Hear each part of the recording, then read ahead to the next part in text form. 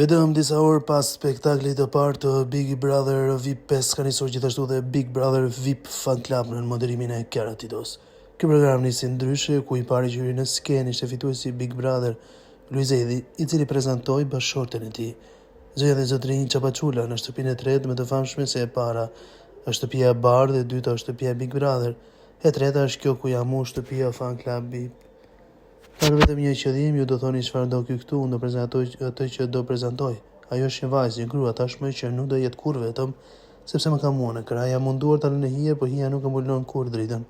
Ajo është Dela Djedhit, bashkëshortja ime në Lunës, Kiara Titos, teksoj ndër të tjera është artisti.